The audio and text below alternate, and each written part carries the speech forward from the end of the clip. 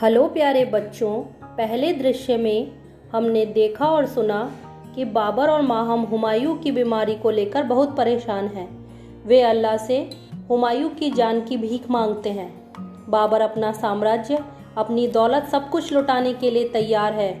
वे चाहते हैं कि अल्लाह उनकी जान भी ले ले, परंतु उनके लगते जिगर कलेजे के टुकड़े हुमायूं को बिल्कुल ठीक कर दे।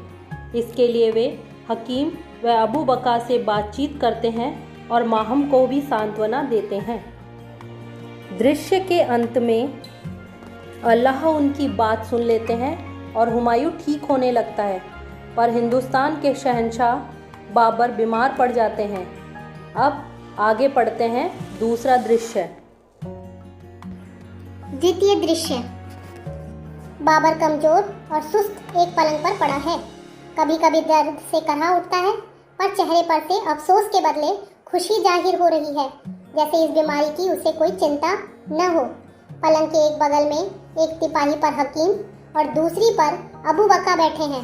दूसरे बगल में माहम और हुमायूं चिंतित भाव से चुपचाप खड़े हैं, अर्थात उन्हें बाबर की चिंता हो रही है, क्योंकि बाबर बहुत बीमार हैं और उनकी हालत ठीक नहीं है। जहां पनाह की तबीयत कैसी है? तबीयत अब तो कूच की तैयारी है। जितनी देर तक सांस चल रही है वही बहुत है। पसलियों में बहुत तेज दर्द है, सांस नहीं ली जाती। अल्लाह ताला बुला रहा है। जहां पनाह ऐसी बदशगुन बात न कहें। यह बात बदसगुन हो या खुशसगुन, लेकिन है सच्ची। इसे आप भी जानते हैं। हम पूरी खुशी से जा रहे हैं। जहांपनाह बार बार यह क्या दोहरा रहे हैं? मलका, सच्चाई का सामना हिम्मत से करना चाहिए। जो बात आगे होने वाली है उसे पहले से जान लेना हमेशा अच्छा होता है। बेटा, वक्त करीब आ रहा है, कहीं भूल न जाए। मियाँ अबू बका को 15 गांव बख्श दो। हुमायूं दूसरे कमरे में जाता है। एक कागज पर कुछ लिखकर तुरंत आता है। बाबर इस पर दस्तखत कर देता है। हुक्मनामा अबू बका के हाथ में दे दिया जाता है।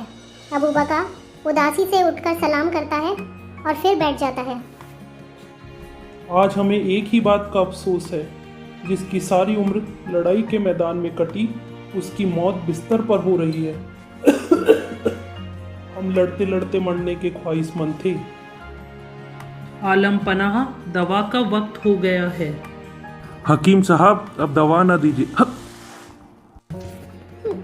या खुदा, ये कैसा इम्तिहान है। एक और लगते जिगर को जिंदगी बख्शी तो दूसरी ओर सरताज को इतनी तकलीफ दे रहा है। मलका, परवरदिगार के शुक्र के बदले शिकवा।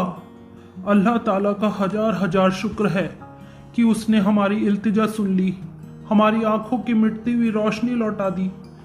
तभी तो हम आज शहजादे को भला चंगा देख रहे हैं। मगर जहांपनाह आपकी यह तकलीफ। हमारी फिक्र छोड़ो मलका, हमने तो खुद यह तकलीफ मांगी है। आह बेटा। अब्बा जान। और करीब आ जाओ बेटा, हमें तुमसे कुछ जरूरी बातें करनी है। हमें हिंदुस्तान के होने वाले बादशाह से कुछ अर्ज करना है। आज से इस सल्तनत के तुम मालिक हो। तुम नेक और आजाद ख्याल हो। अपने भाइयों और बहनों को मोहब्बत की नजर से देखना। उनसे कोई गलती भी हो तो माफ करना। बेटा, सिपह सालार को बुलाओ। ताबेदार हाजिर है। हम कूच कर रहे हैं। हमारे बाद शहजादा हुमायूं हिंदुस्तान के बादशाह होंगे। आप सबों से उन्हें उसी तरह मदद मिलनी चाहिए जिस तरह हमें मिलती है। आह बेटा, पानी। बेटा, यहाँ जितने हैं सबकी परवरिश करना। या खुदा, और हाँ, हमारी आखिरी ख्वाहिश, हमें यहाँ न दफना कर काबुल की मिट्टी में दफनाना। यह हमारा आखिरी हुक्म और ख्वाहिश है। तुम सब आबाद रहो। अलविदा। पिता एक उम्मीद है, एक आस है, परिवार की हिम्मत और विश्वास है। बाहर से सख्त अंदर से नर्म है, उसके दिल में दफन कई मर्म हैं। बच्चों, इस तरह आपने देखा कि एक पिता अपनी जान देकर भी अपने पुत्र की जान बचाता है। उसे मरते दम तक अपने बच्चों की चिंता रहती है। बच्चों, आपको अपने माता पिता की हर बात माननी चाहिए, क्योंकि वे आपकी किस बात को लेकर दुखी है ये आपको भी पता नहीं होगा।